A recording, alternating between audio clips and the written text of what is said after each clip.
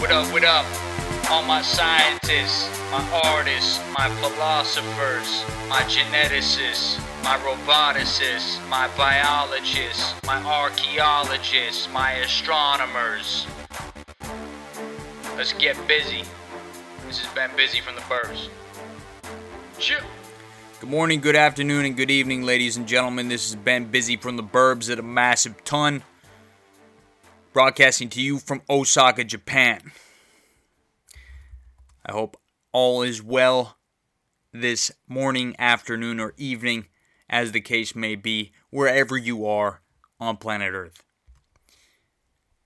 In the news, I want to talk about this going into it, because this is something that needs to be talked about, and if this gentleman has any desire whatsoever in his nasty body to become the next president of the United States, it is imperative that he dig in and make it look like he wants to become the next president of the United States. Of course, I am referring to no other than Senator Bernie Sanders out of Vermont. All of us love Bernie. Even the people who disagree with him fundamentally like him. He's not someone that draws the ire of people in the way that a George Bush or Jeb Bush or a Hillary Clinton does. He's not a magnet for hate. Why?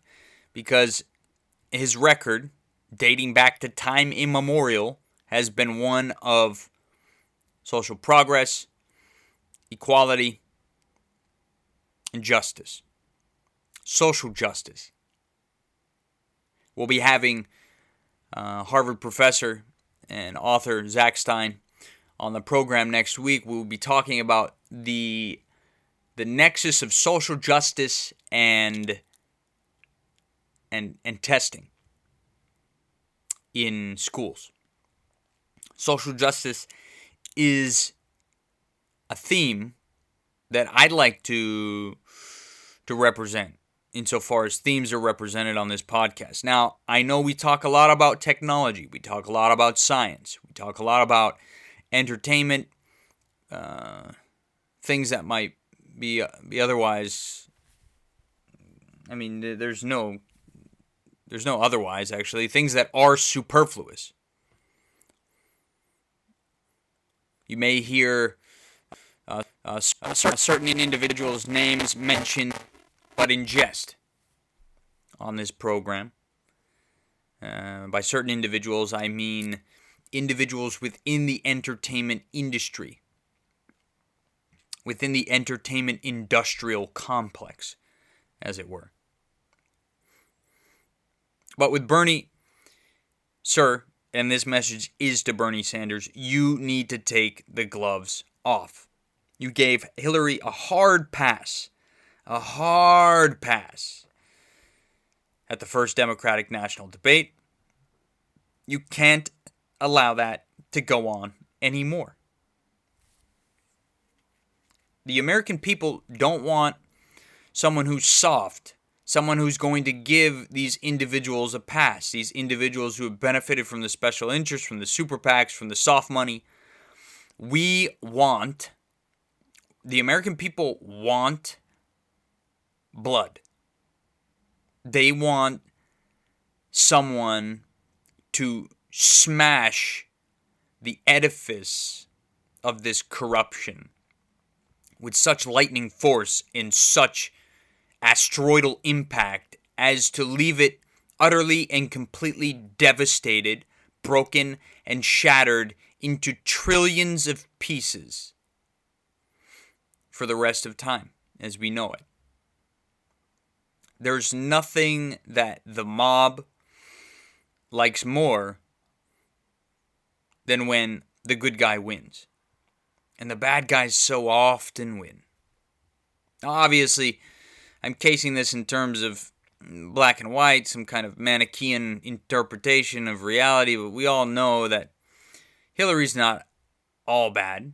Bernie's not all good. Trump's not all bad. Hell, Jeb Bush, George Bush, Dick Cheney is not entirely evil. We need to adopt a much more gray view of human beings and literature and in heroes and fiction. That works. But when you talk about reality, when you talk about real people, real times, real individuals, when you talk about these things, it's not so clear cut. It's not so black and white. Why does the person steal?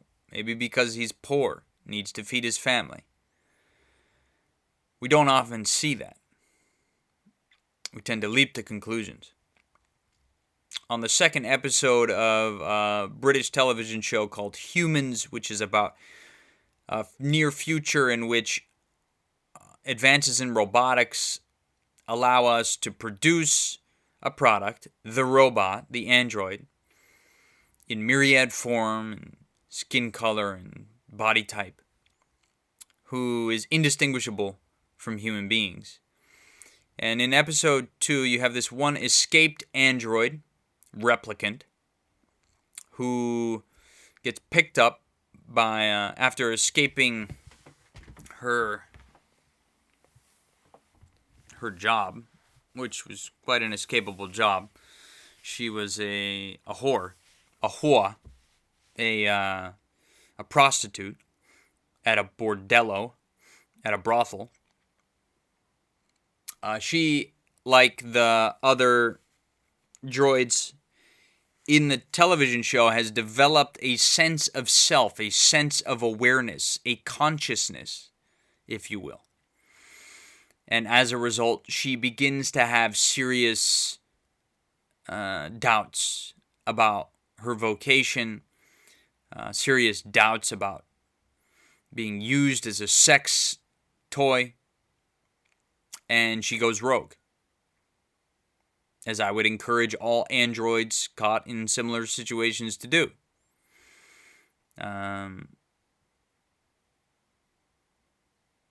In any case, she goes rogue, and she's picked up by this guy in a bar, and he's a real sweet guy. He's a gentleman.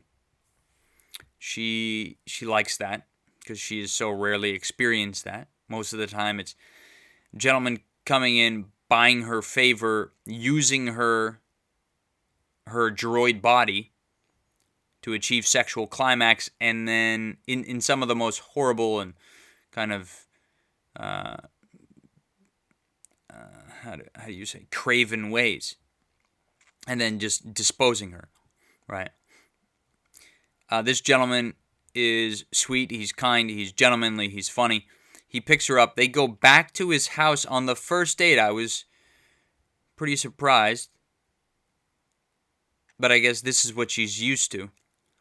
And she interrogates him as to whether he's single or whatever. That had been established in the bar. Anyway, she goes into the bathroom and she sees a hair gummy, or whatever they're called, hair band, which has long female hair in it.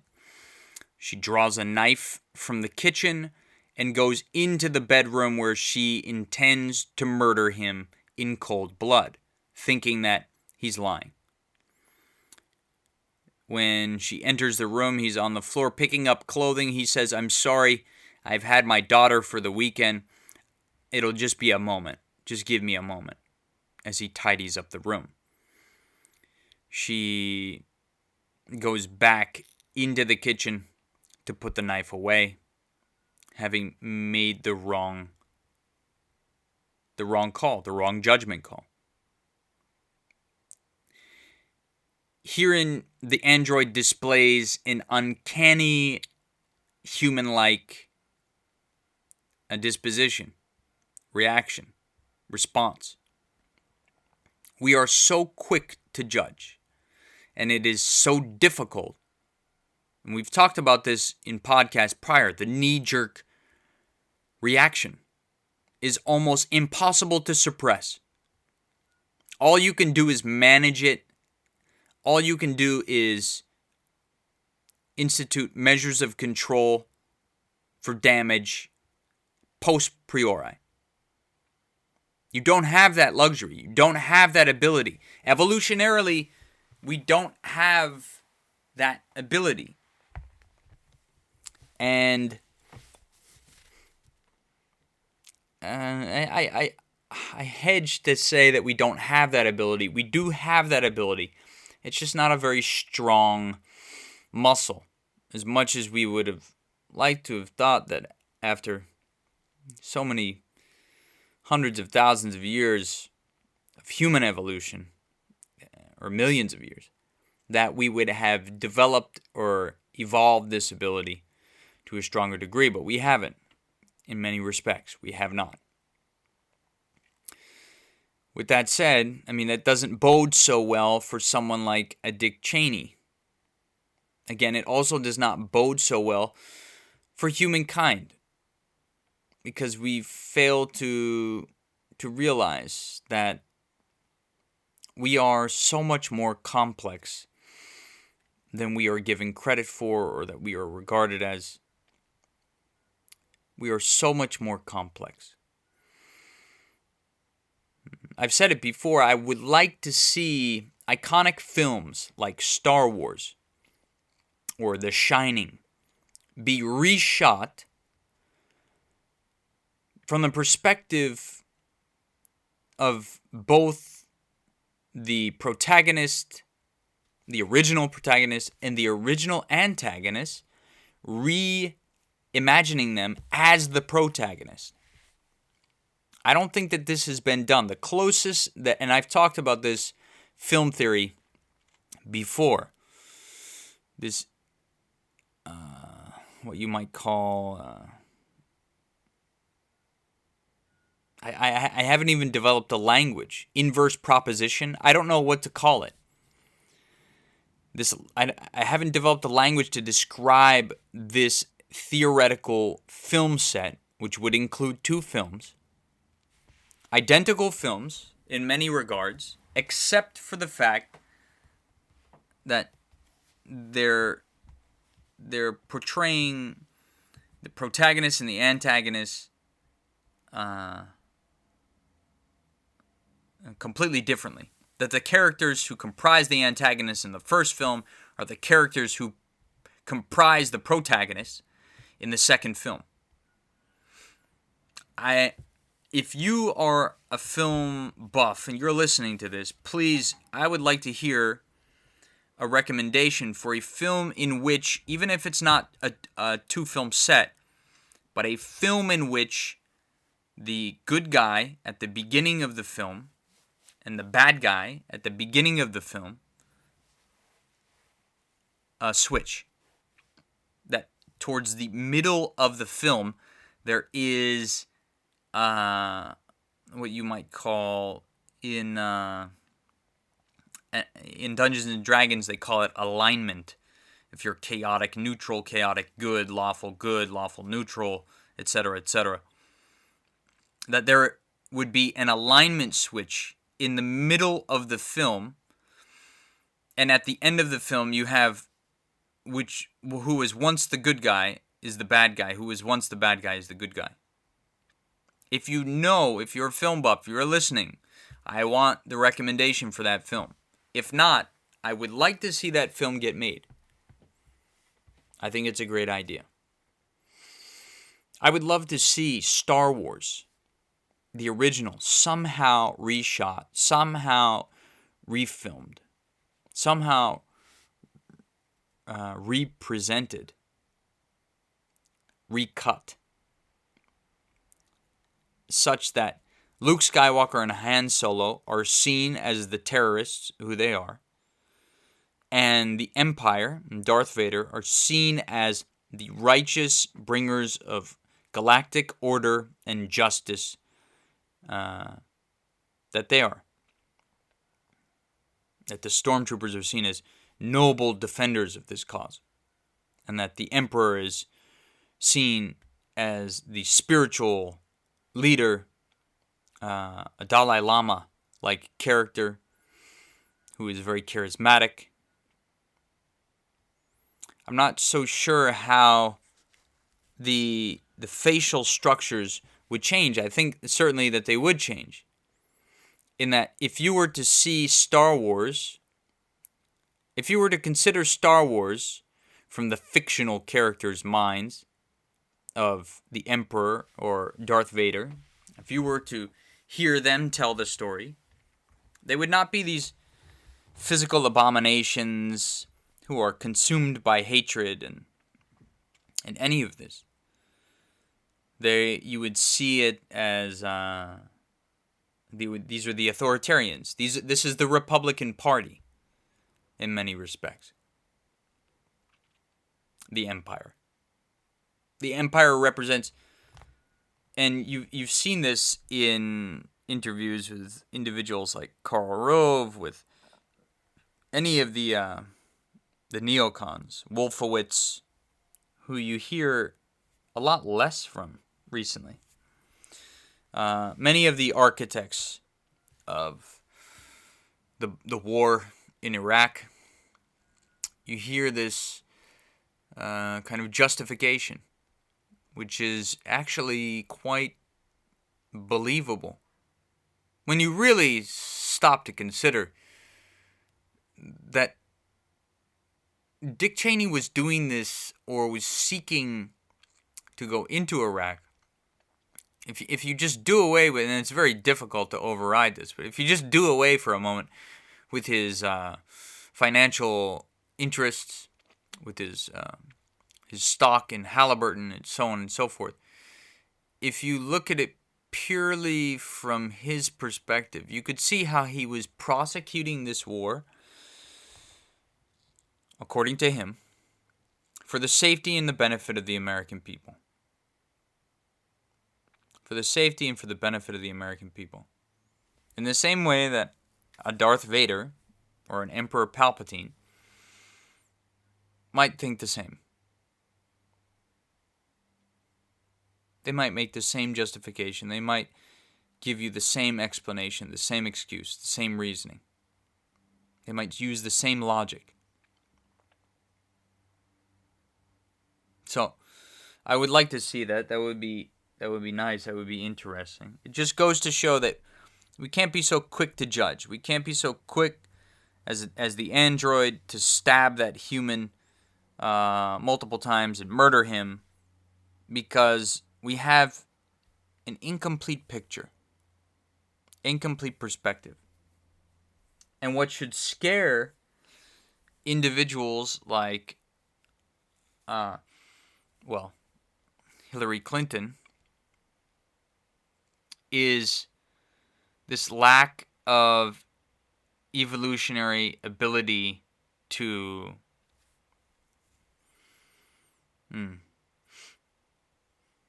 resist the knee-jerk reaction.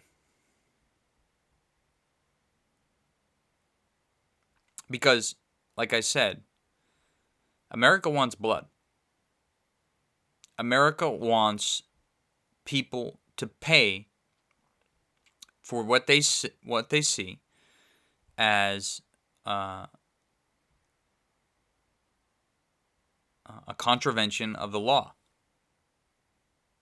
If that had been anyone else's, and I'm alluding to the financial crash of 2008, if that had been anyone else's business, and I got rather emotional about this topic, and I won't spend too much time on it before we get into the next news items, but if that had been anyone else's business, if that had been my grandfather's business, for example, my grandparents have been in business for 3 generations now in Maine. They own a machine shop. If they had not been able to pay, they would have had to declare bankruptcy, and that would have been the end of it. Their business would fail. The government would not come and bail them out. Yet why? Why was this bailout necessary for these banks? For these banks whose CEOs retired with epic golden parachutes in the hundreds of millions. How is it that your business fails, that the taxpayer is required to bail out your failed company, your failed business, and you get paid a severance package as a result of that? It boggles the mind. It boggles the mind. I have no idea how that works. I have no idea how a lot of what happens on Wall Street works. It seems like you could just wave a magic wand and produce money. We won't get into the Federal Reserve and all that. It's for a different day. With the advent of cryptocurrencies, you would hope that at least the system would be disintermediated to the point where one single source of power would have sway over global market currencies and just foreign exchange as we know it. But even Bitcoin succumbs to certain failures insofar as the pool's ability to manipulate the value of that currency. But that's for a different topic at hand. So we are much more complex than we are given credit for, but Bernie needs to buckle down. He needs to drill down. He needs to bolt her, Hillary Clinton, to the wall on these issues of campaign finance reform, soft money, corporate interests, backing politicians, buying favor. He needs to drill down. He was way too soft at the last debate. Way too soft. Like soap suds soft. He talked a little bit about campaign finance reform, about super PACs, about soft money, about corporate interests at the beginning, but there was no follow through. He should have been on her like white on rice about this issue. He should have been on CNN like white on rice about this issue. He should have been on them. He should have made mention to the fact that CNN is beholden to Time Warner, and Time Warner is Hillary Clinton's 7th largest donor, having donated over $500,000, over $500,000 to buy favor. They've bet on her. Of course they're going to give her a favorable impression. And he should have foreseen this, and he should have foretold this, and he should have been like the prophet Moses from on high coming down. No, I'm joking. But he should have said something to this effect, right? He should have brought a list of all her campaign financiers, all of her sponsors, all of her donors, the major corporate ones. And this information is freely available on the internet. I will provide a link. But he needs to buckle down. In the same breath, we need to understand that human beings are gray. Bernie's not going to solve all the problems. Bernie's not 100% lawful good. We're all neutral. We're all capable of incredible acts of kindness and empathy, as we are equally capable of incredible acts of horror and apathy or acrimony, of hatred. We're equal parts good and evil. Moving on. Videos of deputy dragging student play to contentious issue. Now, for those who haven't seen it, maybe don't want to, there's an awful video of a deputy, sheriff's deputy, who serves as a resource officer inside a school, wanting to remove a student from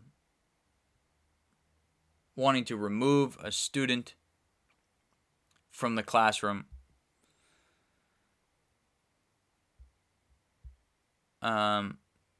There's some contention around this as to who's at fault, who's culpable here. When you watch the video is pretty hard to watch. It's hard to say that this student did anything wrong and that the arresting officer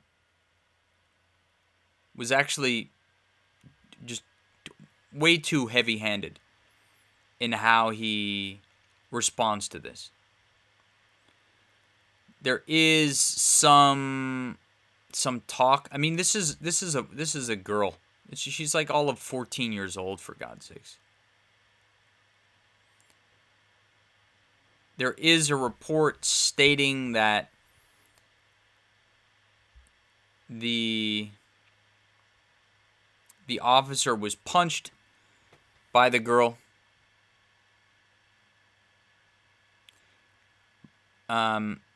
You could see that, okay, maybe she did try to push him away.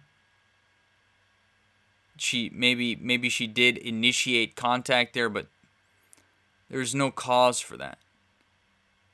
There's absolutely no cause for that.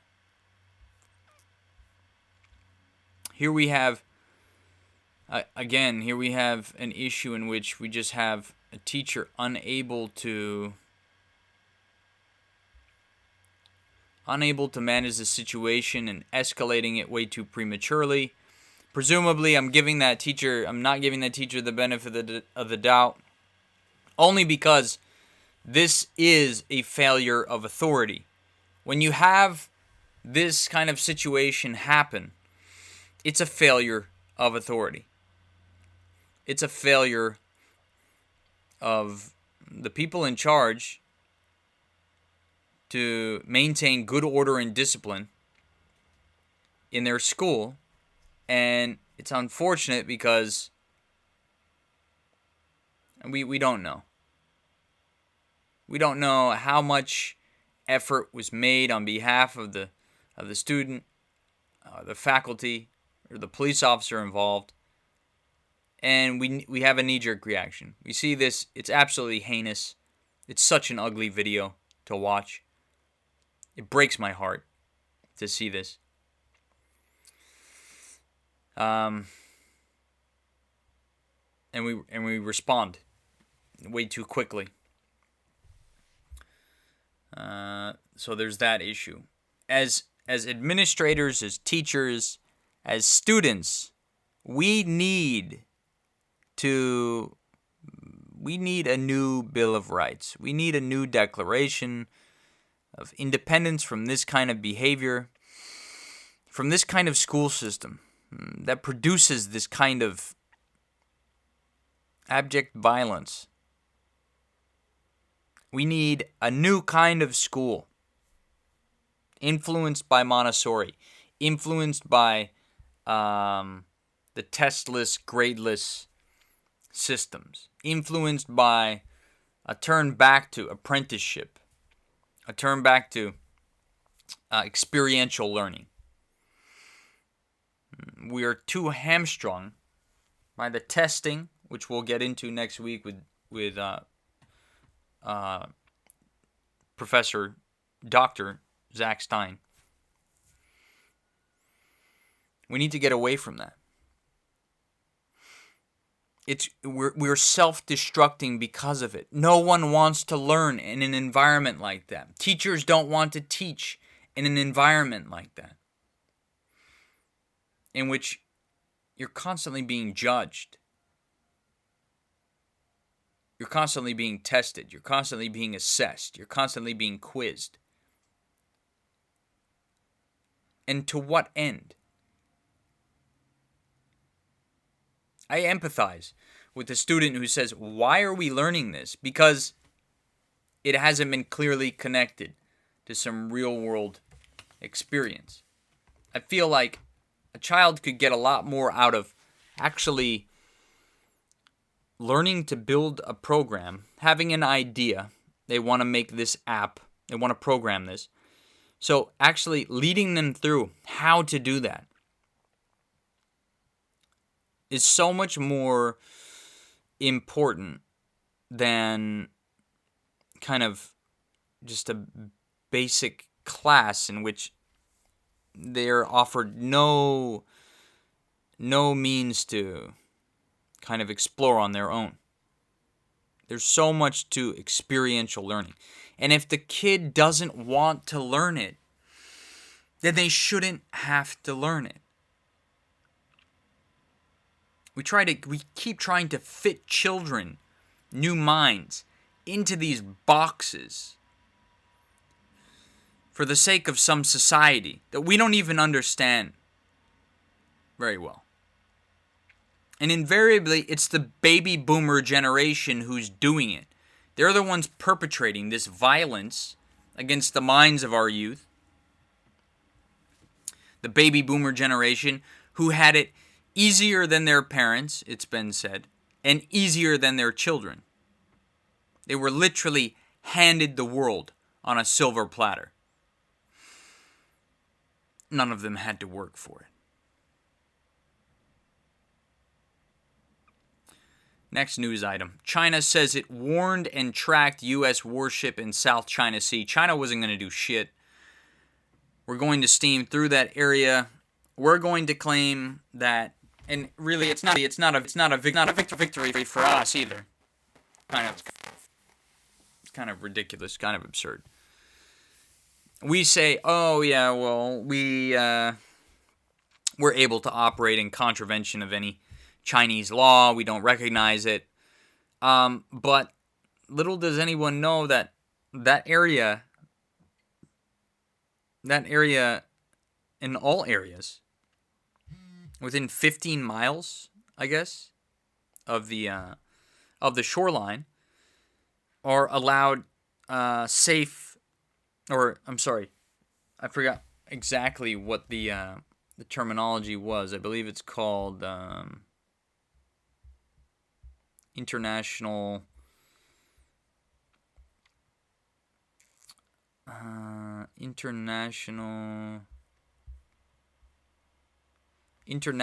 right, or innocent passage, I guess. The right of innocent passage is a stipulation in the law of the sea treaty, which specifies that all ships enjoy that right through territorial seas. Innocent passage through territorial seas. I'm not too sure as to what you would have to do to be in contravention to that law, to that stipulation. I guess you'd have to engage in some kind of activity. It's like if you're just passing through, it's fine, right? Just passing through, like Monopoly, go to jail. You're either in jail or you're passing through. If you're passing through, that's fine. But if you're not, if you're stopping, if you're doing something, which I don't know how that's classified, but if you're doing something, then I presume then you're in contravention to that law. The sovereignty of a coastal state extends beyond its land territory and internal waters, and in the case of an archipelagic state, its archipelagic waters to an adjacent belt of sea described as the territorial sea. Limits of the territorial sea. This is in the UN Charter. I'll link it. Walgreens says we'll buy smaller drugstore rival Rite Aid. So you're going to have Walgreens going head-to-head in the drugstore wars with CVS. Walgreens, who just recently came out saying that they would be pausing on any additional Theranos testing services until FDA approval is won, which will be won. And Jason Calacanis will. This is my informed guess, and I could be wrong. And if I am wrong, then I will buy Mr. Calacanis a beer. Okay. Because I'm not worth as much as Jason Calacanis, so these are rated to your these bets. They're prorated to your income. So I will buy him a single beer, if I am wrong, but I have a feeling that he's going to be eating his words over what approaches slander on that latest episode of This Week in Startups, when he had the two journalists on and they basically gossip for 45 minutes about Theranos. I think Theranos has a viable product. I think they have a viable technology. I think it's going to work. I think it's a good idea. I think it's something that the market needs. And I think the market's going to respond in kind. And they're the first to really do it. I think the Wall Street Journal post was totally overblown. I think it was unfair. I think that Elizabeth Holmes is an inspiring young leader to millions upon millions of impressionable young female minds. And I think as a technologist, she's great. I think this is a good technology at the base, with all things being zero. I think the idea for the democratization of blood testing, such that you don't need a doctor's permission to gather intelligence about your own physical well-being, I think that alone is good. And I'll go to bat for Miss Holmes every time on the strength of that and that alone. Even if the technology is shown to be somewhat lacking, somewhat falling short, this falling short is being so overblown. I think they have a great product just by itself, thinking, okay, this is just for the democratization of the testing. That's great in and of itself.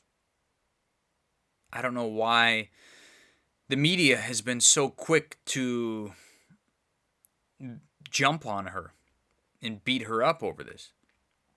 Now, granted, when you take a look at the board of directors of Theranos, it's a little shady.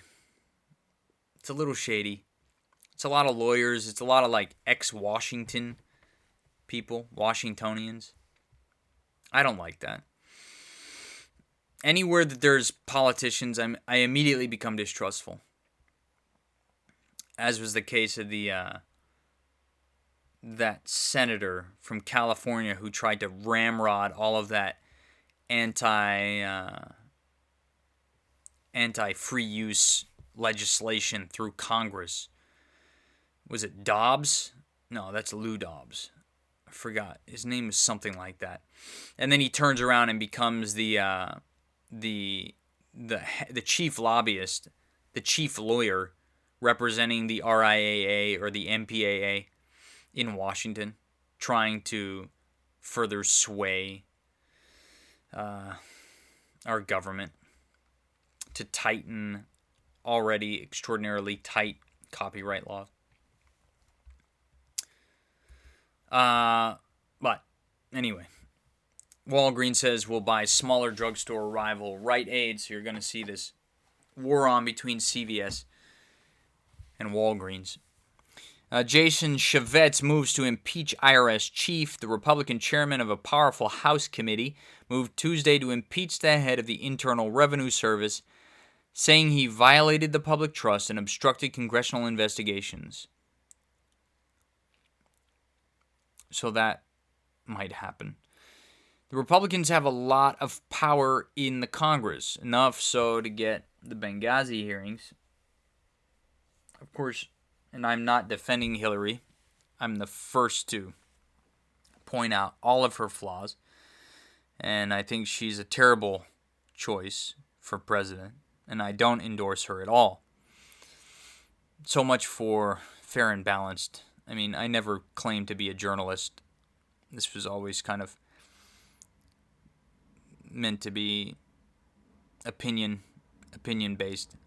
There's no way to get away from that. I think in journalism, to say that you're not opinion based itself is kind of, you're lying. There's always an agenda. There's always an opinion. Journalistic objectivity, and I've criticized journalists in the past. The Vice editor of the Defense, Security and Defense, him particularly, I've been quite pointed with him, criticizing his lack of impartiality insofar as topics of geostrategy and foreign policy are concerned. Because with him, you're talking about the potential for a war, in global war. But with something like this, I mean, come on. We're talking about the Benghazi hearings. We're talking about Hillary Clinton. You might call me a hypocrite for saying, well, why does it apply in Ryan Faith's case, but not in Hillary Clinton's? Well, I can't really speak to that. I don't know. I am a hypocrite insofar as that's concerned. I think maybe it has to do with the fact that I consider global thermonuclear war to be on a higher tier of importance and by extension responsibility when you are covering it than a Benghazi hearing, in which, in the worst case scenario, she could be sentenced to prison. And I don't see her ever. We will never sentence her to death. But there are some stark, no pun intended, similarities that some hardcore, hardline, Hillary-supporting, DNC card-carrying individuals might draw between Hillary Clinton's treatment now and Cersei Lannister's treatment in Game of Thrones. Interesting. Northrop Grumman wins long-range strike bomber contract. Good to go. Moving on. Senate approves cybersecurity bill despite flaws. I'm sure the EFF has an entire article on that.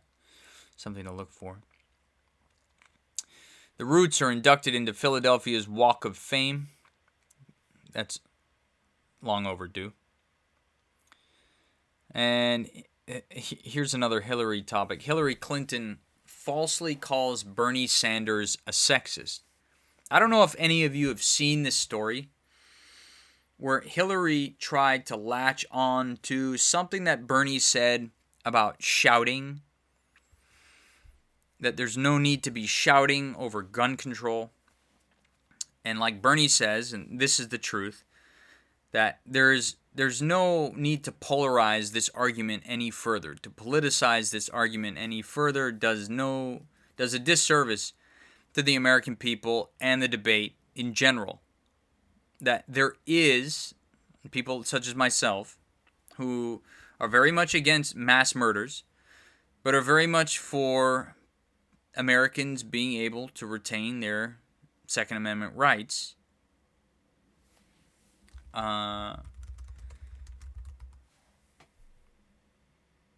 I I I agree with Bernie that there is this middle ground, and that is the overwhelming majority, and that shouting about it doesn't help the case. And when Bernie said that, he wasn't saying you're a woman, sit down, shut the fuck up, stop shouting.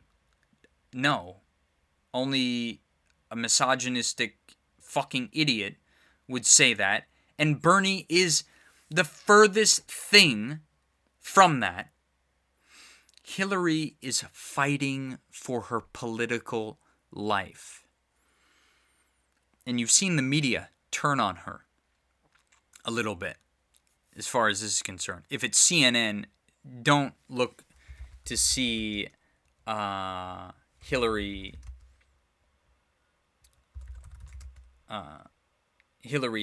be portrayed as anything other than the ultimate valedictorian, triumphant victor of the next presidential election. I'm curious to see what their headline is on this.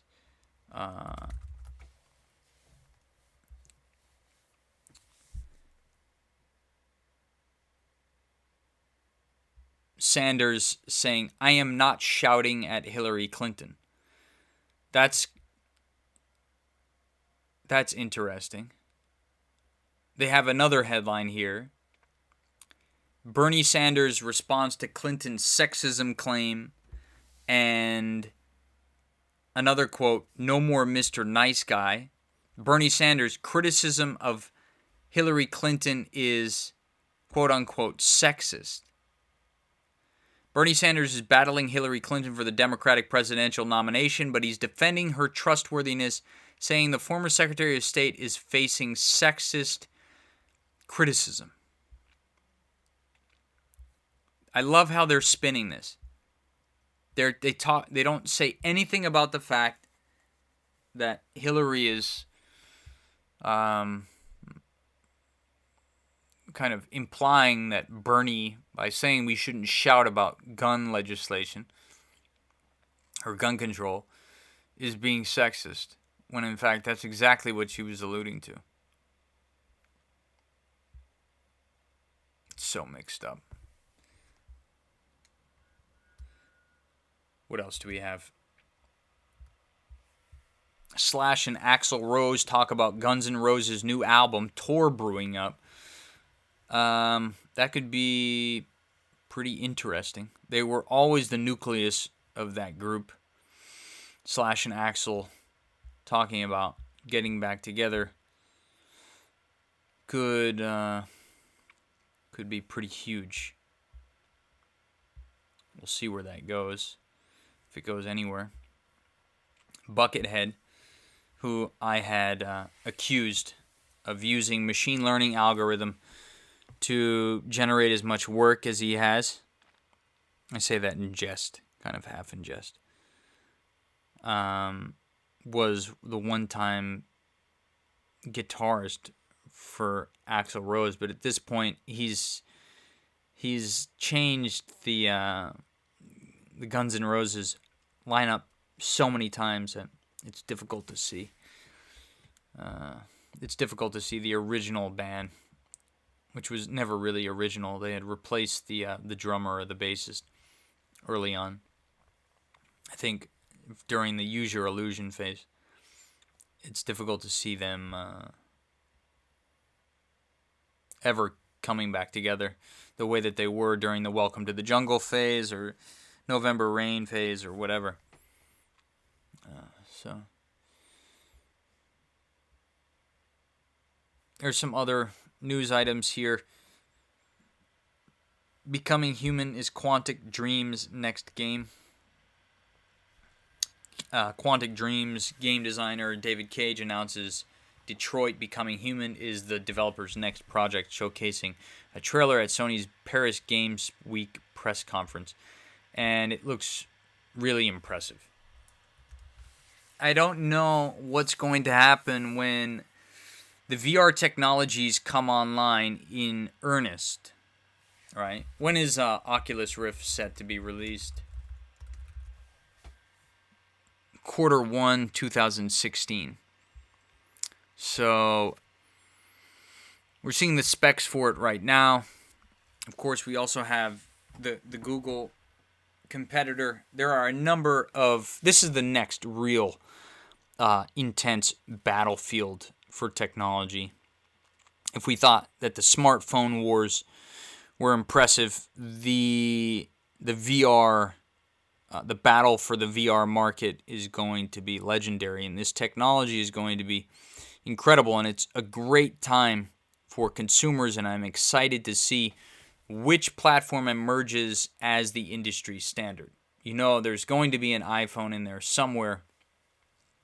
No offense to those who use Android. I would much prefer Android, certainly, due to the non-proprietariality of that platform, as it were, if I can invent a word. But the iPhone is a slick, sleek device, and you can't deny that. Or it's difficult to, at least. But as far as VR is concerned, we have a number of different companies, huge companies, kind of in the mix, and even Apple is stating that they might be entering into this virtual reality world as well. They might see the importance of VR. You have Sony with the Morpheus project. You have Magic Leap via Google. You have Oculus Rift, which is Facebook's offering. Then you have kind of like the lower tier, kind of, I don't know, not serious competitors and peripheral like Samsung Gear. But those are the main competitors, right? You have Google with Magic Leap, Facebook with Oculus Rift, and Sony's Morpheus project. Now, I don't know what... Microsoft has one too, right? Microsoft VR demo HoloLens. So Microsoft is in the game as well. And in 5 to 10 years, the world as you know it is going to be almost completely and utterly virtualized. In 20 years, the technology that will be at your disposal will make our current technology look like potatoes. It's going to be that impressive. We haven't talked about it too much in prior podcasts, but the law of accelerating returns is something that kind of deserves, I call it the law of accelerating returns. It was, a lot of people attribute it to Kurzweil. For those that have done the history, they realize that this is a concept that dates back even further to Werner Vinge and going back even further to Buckminster Fuller, and then maybe even further with C.G. Jung, although that's a reference that I'll have to qualify later as we're nearing the end of the podcast. But it's a topic worthy of debate, worthy of conversation, and I'd like to get into it in the next podcast. With that said, if you like what you heard, if you're feeling generous, please donate. Click the PayPal link right now. Donate to our cause. We appreciate any and all support that we can get from the audience. We just had someone donate $25 the other day. Thank you very much for that. I appreciate it. We appreciate each and every one of the donations that we receive to help offset the costs here. We're coming out of pocket for this entirely. I like to do this. If you found it entertaining, if you found it educating, if you found it stimulating, if you found it illuminating or otherwise entertaining, please consider giving a small donation to us. We appreciate it. I'll attach as many of the links as possible that were discussed in this podcast in the links. That's all that I have right now. AJ and Trailer Park Master Chef Alan Moore should be on the next episode. If not, no worries. I'll hold it down. We got a couple great guests coming up in the future. Again, Harvard professor, author, Zach Stein, education warrior, going to speak to us about the history of testing, what it's done to our society, and a future assessment system, or a future assessment system that is part of a future educational system in a podcast next week. Thanks again. Thank you very much for listening. If you have any questions, comments, concerns, please direct them to getbusypodcast@gmail.com. We will be live on iTunes soon. I know I've been saying that. I'm just waiting for the graphic designer to come through with the graphic design work. He said that he was going to have to be working pretty hard at his other job, his day job. This is a family member of mine, so he wasn't going to be able to get to the work until later in the week. We should see it by no later than the 29th of October, which is tomorrow, the next day, something like that. But we should see, if not by the 29th, and definitely by the beginning of next week. So you should be able to start streaming from the podcast app, as I know many people do. We are on Stitcher. If you have an Android device, check out Stitcher. Our podcast is on Stitcher. I'll include the link to that as well. Again, thank you very much for your time. Have a good one. World peace.